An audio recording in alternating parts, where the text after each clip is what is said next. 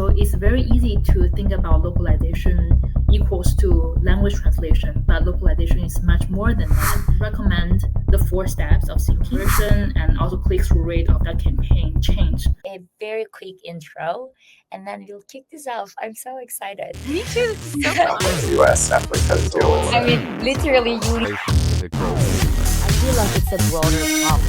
Localization is much more than that. Okay. I mean, thank you very much for doing this. This is going to be a fun one, and I'm super excited. I'll start my first question for those who don't know you. Can you please tell us a bit about yourself and how you first entered the localization industry? Thank you so much for having me. I'm really excited to share my point of view on localization, my experience in the localization industry with everyone.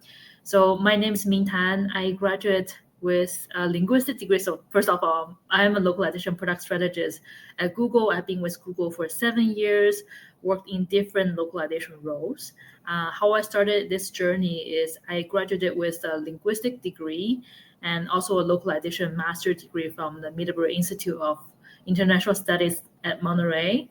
After graduation, I spent almost 2 years in a service delivery company, and after that, I started joining Google as a language manager for Signified Chinese.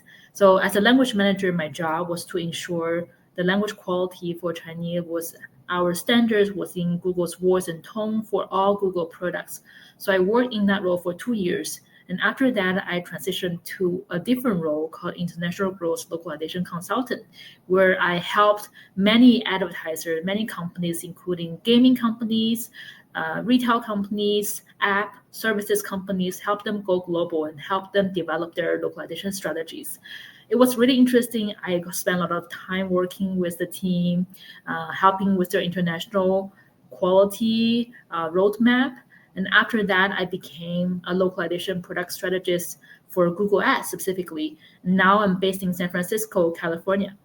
So you mentioned you've been in the localization industry for a long time and you worked at Google for around 7 years. How do you explain to startups that localization isn't just about language, but a core part of their growth strategy? Yeah, that's a great question. So it's very easy to think about localization equals to language translation, but localization is much more than that. It not only includes translation, but also includes culturalization, international user experience, and also operational management and vendor management. So there are many different aspects of localization included. And as a startup company, when we're thinking about going global, translating our content into local languages is just the first step, but there are many more that we should think about, including like international user experience, how we make our product more usable and likable in the local markets. So they rethink about their pricing strategy even. I think that's also under localization, right? Yeah, totally. So that's a critical part, including the pricing strategy and also the payment methods. Like for example, in Asia, in China, there are mobile payments. Alipay and WeChat Pay is very frequent. Like usually, we don't pay with credit cards in China. So that's something the outside users like they have to think about what are the preferred payment methods in the markets and to make sure their product are available for users to be able to pay. So that's the last step of the funnel is for conversion. So if you cannot even let the users pay for your product, what's the use? They're gone. The customer is gone. Okay, so you work with major global advertisers, and companies are investing millions in international campaigns. When one of these clients say we are ready to expand into new market like Asia or Europe, how do you evaluate their readiness and guide them through that process? What are the key factors? Like, do you look before scaling their localization and strategy globally, what they are thinking, what are their targets, and how much you are involved in the process? Yeah, so good question. I would say first, Asia and Europe, those are too large to be too large term to be a market. So really needs to drill down to know what are the specific market and specific user group that you wanted to target as a startup. So I would recommend the 4 steps of thinking when you're going through international expansion. First is to consider what is the right market for you. You can get the information from industry available resources, from Google Trends, from market research papers to understand if your product will be well received in our market. For example, if you're developing mobile games, maybe Japan can be a good market. Maybe if you're selling some toys or some clothes, what are the markets that might be most receptive to your product, can be your target market. So this is the first step, is to understand what are the markets that can be best for you and how you can target them. And the second step is think about the cost for entry. Is this the right market with the right ROI for this company? Thinking about the costs related to user acquisition through platforms like ads or through different channels. Think about the cost for shipping your product to international markets, logistic costs, and any local regulations, or even geopolitical risk. We have seen many news about tariffs or any news. So think about all this environmental, like overall holistic macro elements to see if this market is worth of your entry. Like, for example, user acquisition might be more expensive in Europe, in North America, compared to maybe Middle East or maybe Africa or Latin American countries, to see if your company has the right financial framework to support this market expansion, to see if this market is right for you in terms of ROI. So that's the second part. The third part is to really prepare. After you define those are the markets you wanted to enter, you have to define your localization strategy to know basics about that market. For example, if you want to go to Japan, you know that localization is really important for Japanese users. You have to maintain a high quality of localization. And you want to make sure everything's localized, including the images, the taglines, and also support information, to have some basic information about the markets, to know where you wanted to focus the most. At this stage, you can stay scrappy because you are a startup company. You don't have much resources. You wanted to invest in the area that's most impactful for you. But later on, you can optimize your strategy to make sure how you can develop more further to develop tailored content for the local users. So that's the third stage, is really prepare and get things started to make sure you have everything you need to enter this market. And the last step is to continuously optimize your local user experience. So localization is never once you're done and that's it for all step. You have to always optimize continuously, follow the latest trends, manage the quality of your local products, make sure the content stay relevant. Whenever there's a new content, new feature being developed, you want to make sure the content is localized in that market as well. So it's a continuous operational management efforts. And this is an area you can think about how to use better tools, better process, better quality management framework to make your system even better. So that brings me to impact of AI in localization. We've been both in the industry for a long time, and then we know, like, even 15 years ago, machine translation was in our lives. My question: you've seen AI evolve rapidly in recent years, even within Google, outside of Google. What excites you the most about this next chapter of AI-driven localization and marketing? Yeah, so I had the privilege to attend a few industry events. I attended a TAOS event in Salt Lake City recently, and Lockwood in Monterey, California. I was there recently. too. Yes, yes. So those are the events that shares all the latest advancements in machine translation, AI, and how companies are developing it. So I have a few learnings from those events that very inspired me in my day-to-day work.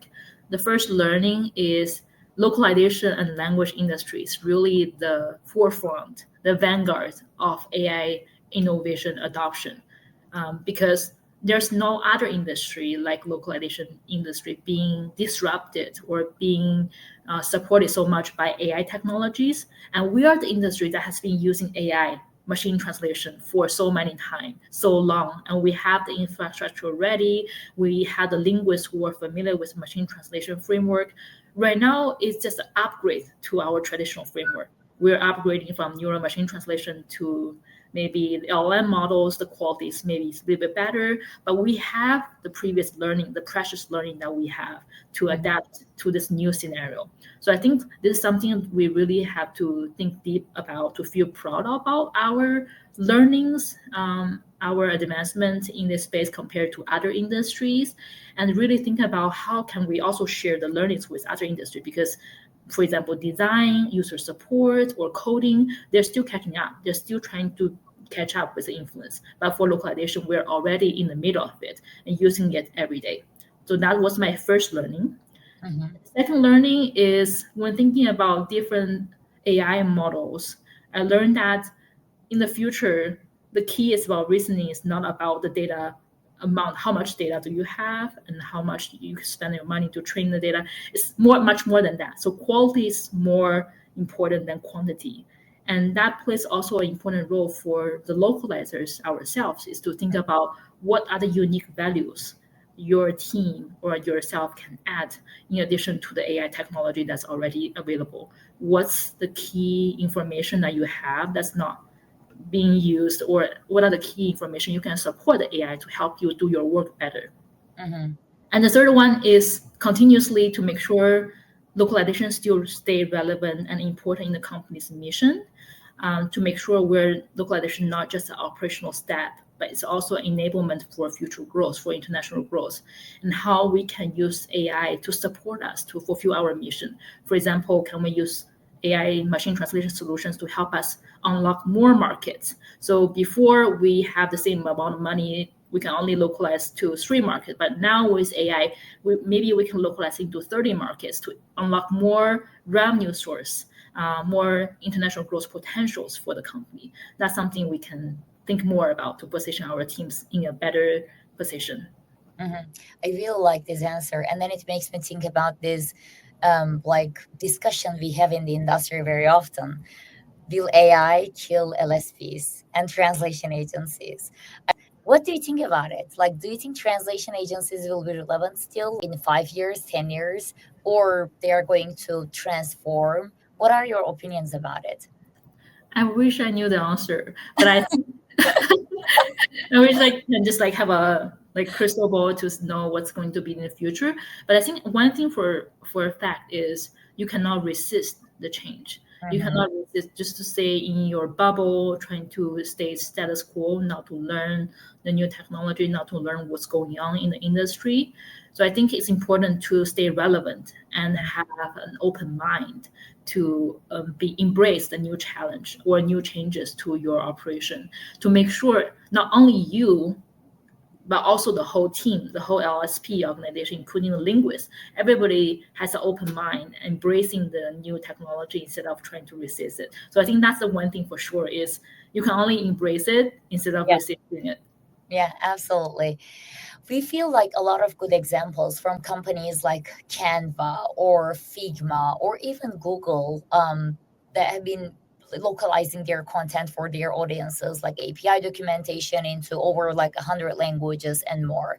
So I've seen really good examples of how localization can completely change users responding to ads. Do you have any specific example where a small cultural tweak led to a huge difference in engagement or campaign performance? Yeah, totally. That's a great question. So for example, for a video ads, so for a video ad you see let's say platforms like YouTube, it's very dynamic. It has different dimensions. It not only has the video, the string, the voices. So there are basically 4 core elements you should think about when you think about localizing the creative ads. The first is language, to make sure the ads talks in the language that the local users speak. Like for example, are we using the right locale? Are we using the right? Are we translating into the right locale that fits for the market? So make sure the language is accurate and correct. And the second element is people. Like for example, if we feature the people in the ads, are we considering the local demographics? Are we showcasing the local potential user groups? Would the potential users feel relevant when they see the ads? That's also a very important element. And third part is culture. Like for example, when you think about local festivities, those can add additional values to the campaign and make people more likely to consider your brand or think that this content is relevant for their life. So adding the local cultural festival content or cultural elements can really help. And lastly is location. Like for example, when you think about the background of the creative ads, if the background is related to the local sceneries, make the users feel like this more relevant to them, they are also more likely to consider your product. So I've seen that those four elements are critical in achieving a very effective international campaigns. And there are a few example in terms of like cultural considerations we can think about for each market. Like for example, during Ramadan time, it's very important because there are a lot of users trying to download apps or games on their mobile phones. So it's a very important time to promote your campaigns. Through my experience working with different advertisers, I see that for the advertiser who consider using tailored Ramadan content to the users can have better effective performance. For example, demonstrating connectiveness and sharing the spirit during the event, but also considering not to make any cultural mistakes. For example, do not showcasing like excessive drinking food because everybody is fasting during the time. So those are really important considerations during the cultural events. So that's one example. There are also examples related to, for example, the social events happening in local markets. So almost 5 years ago, there were some shooting in the US, targeting Asian demographic, and there was a movement of Stop Asian Hate in the US. It was a really big movement, I think almost 5 years ago. I worked with a gaming company. Their game is like more like shooting zombie game. And one of their creative ads was actually having an Asian looking figure in a Chinatown shooting zombies. And that triggers some reactions in the local market. After our review, which suggests them to remove the Chinatown logo and removed the like Asian figure demographic to a non-gendered, non-racially identifiable figure, the conversion and also click-through rate of that campaign increased significantly after that. So it's another thing we should also be closely monitoring the social events to make sure we're not making any mistakes or trying to preserve our company's brand and images in a way to benefit us the most. I love this example so much because this is where people connect and engage with your brand. And we, most of the time, underestimate the importance of understanding specific culture. And this is why I think also the second example, it really resonates. So I want to guide a little bit global startups because I've been talking to companies who are doing around 100, $200 million of revenue, and they want to scale and they want to go global. So and you advise startups, which is good for Google's Bootcamp. You've mentored early stage founders. What are some patterns you see? What do the most successful global startups do differently in their very first localization steps? Yeah, so I work with mostly APAC startup founders. I have always been really surprised and amazed by their entrepreneurship, like how hard they work and how agile they are and how how also curious they are to new informations. So I think the most important lessons I have learned from the successful entrepreneurs, startup founders is to have a clear internationalization strategy, to not being distracted by the competitions too much, know what's important for your company, and then stay close to that strategy. Because for a startup, there can be millions of information flowing around. There are different information. So it's very easy to being distracted by the outside world. So to have a clear strategy in mind is very important. Going through the 4 stages I mentioned earlier to know your market, know the ROI, if that's the right market to enter, and know your strategy to go into those markets. Stay close to the strategy and make sure this strategy is clearly communicated to the team to make sure they're following the right decisions, the strategy made by the leadership. So I think that's a critical lessons I have learned from startup founders. And also knowing that localization is more than just translation, you're already one step ahead of many startup founders.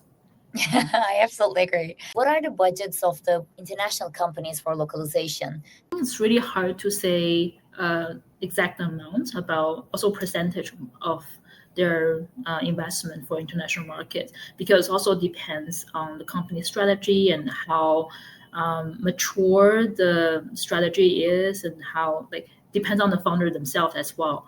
So I would say the cost can be defined in a few categories.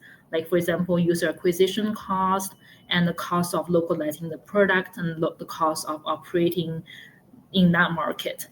In terms of the user acquisition cost, this is the cost of you attracting users to your platform. For example, showing the ads so the user can click on your app. And once a user's already in your app, make sure that user can convert or become the active users. That's the second part of localizing the product. And third part is make sure, for example, that if a user purchase something on your site, gets delivered, get eventually being customer support. If they have any question, they get supported. So I think the cost is shared by all the three parts of the operations. Sometimes if the startup founder wanted to test the water a little bit, maybe they invest more on the first part, user acquisition, to see how many people actually click on the campaigns. Let's say if I post 10,000 campaigns, and then there will be half of the people click, eventually became the active users. So that's pretty good number, pretty good upper funnel attraction to the users. So they became more confident, and then eventually they shifted the budget to more about the product localization and operation into those markets. So it's more dynamic sometimes when they see there's a ROI potential. I see the APAC founders, they're being really agile of shifting their budget really easily whenever they see a potential. Yeah, makes sense. Okay, so if you could reimagine what going global will mean in the next 3 years, will AI, data, and culture all evolving? What's your vision of a truly global first company? And is it possible to be global first? Like, as a founder of a startup myself, most of the time people emphasize the importance of focus and focus only one region, like grow there and then go global. But then recently, we've seen so many amazing products. They've been receiving a lot of attention from international markets, and growth has been like exponential for them, like Lovable or Stripe, etc. So, what do you think about it? I think it's going to be even more easy to enter an international market, to be global, because with AI, the information is more available to you. In the past, like thinking about 5 years ago, I had to search online different platforms to find the information I need. Like what's the user demographic in that market, what the cultural nuance in that market. But right now I can just ask Gemini to give me a cultural report. Very easy, maybe it takes a few seconds, a click away. So the information is more easily accessible as a startup company, which is benefit for a startup company. You don't have to commission an industry report. You don't have to have spend a lot of time doing the industry research. You can just use AI tools to do the research for you. So I would suggest the startup companies to stay curious, because curiosity is something that drives you to learn about the new market, to be able to really do the right things, localize for that market. Stay curious, use the AI tool to your benefit to help you equip with the most relevant knowledge for that market. At the same time, be agile, be humble, make sure that you learn from the best, and also make sure that you know how to shift your strategy for the areas that are most relevant for you. Absolutely. What are the tools that you suggest for startups that they can use to explore the cultural and user profile?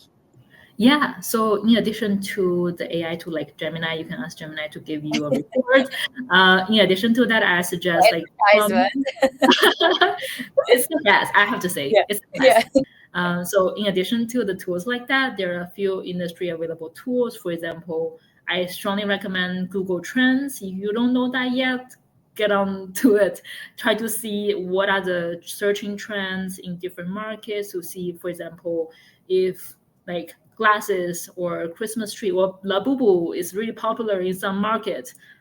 You can imagine how popular Labubu is. You can see the trend of search of that item or of the brand that you wanted to target. So Google Trends is very important. And another tool I think is available for users as well is called Market Finder. It's also a Google tool, and you can see some insights about local market. It's also a tool that we use internally as well to see what are the local insights for a company to consider when they think about international markets. What about when they want to localize and then they are not happy with the AI quality or they need to get some validation? What do you suggest them? Yeah, human in the loop, having human to reviewing the content is really important. So partner with a trustworthy agency to help you review the content, make sure your investment is spent on the right space, in the right space. For example, the campaigns you're localizing need to actually speak the right language or the right quality of language, the tone and style that you wanted to deliver. So work with the agency to help you develop that. At the same time, you can also work with some the tools help using, for example, Gemini to help you find any mistakes. This is also another way to use the tool as well. Or you can use Olink and then you can Yes, integrate Gemini and then get the results easily for any absolutely. modality. Is there anything else that you want the audience to know and like be aware of in order for a successful internationalization strategy? I think the industry is very welcoming. It's full of people who are really passionate about Mhm. internationalization. Um, so I think be able to engage with the community, ask questions, to learn from the people here. This is the additional, like the one last tip I'll give to the founders is just to be immerse yourself into the industry, connected with people. People are nice. Yeah, Will help you. this is how we actually met Yes. at our event, right? During SF Tech Week. Thank you very much for doing this. Thank you for Yeah. having me. Thank you for the opportunity. I really appreciate it. I also enjoyed our conversation. So best of luck to everything. I'm sure you're gonna do great. The channel is gonna be really popular. I'm gonna be subscribing to the channel to listen to other speakers for sure. Thank you so much. I really appreciate it. Maybe 1 year later, we're gonna do another podcast, like you being one of the first guests versus the channel becoming like million subscribers. Yeah. Thank you so much for trusting us, and I appreciate your time again.